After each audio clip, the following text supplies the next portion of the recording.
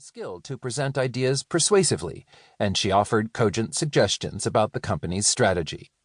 At the same time, her self-awareness stopped her from wandering into territory where she knew she was weak.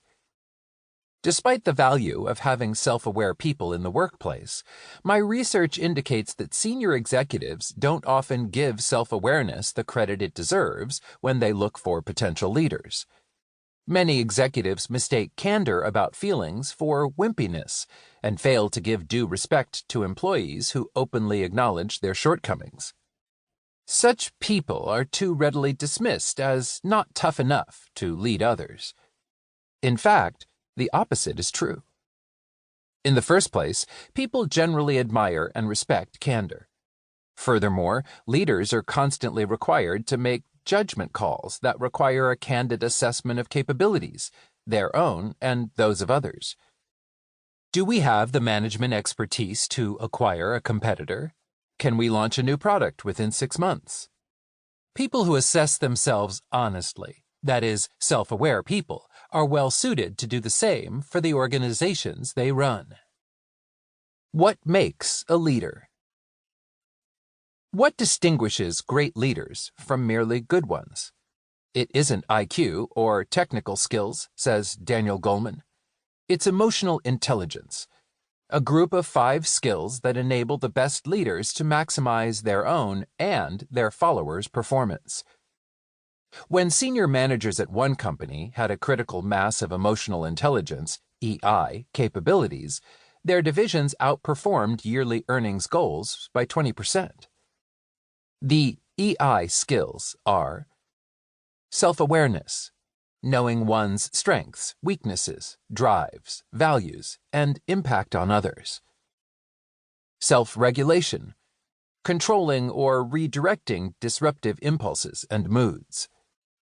Motivation, relishing achievement for its own sake. Empathy, understanding other people's emotional makeup.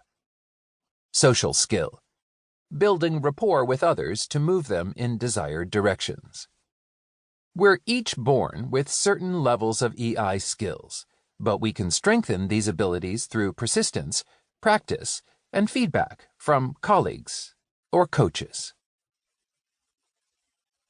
2.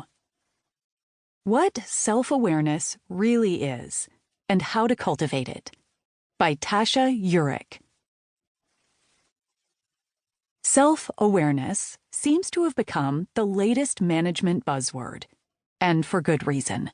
Research suggests that when we see ourselves clearly, we are more confident and more creative.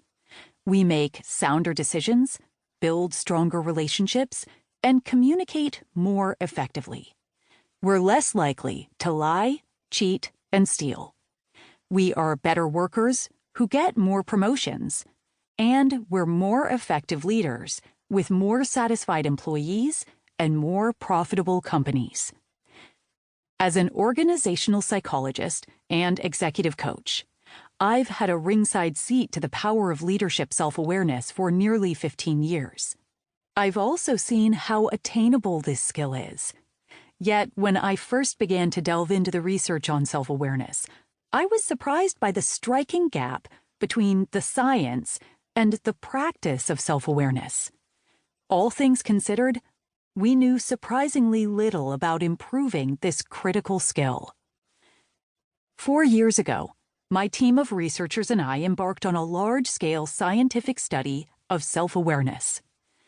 In 10 separate investigations, with nearly 5,000 participants, we examined what self-awareness really is, why we need it, and how we can increase it.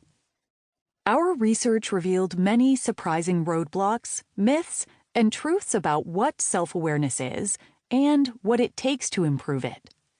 We've found that even though most people believe they are self-aware, self-awareness is a truly rare quality. We estimate that only 10% to 15% of the people we studied actually fit the criteria.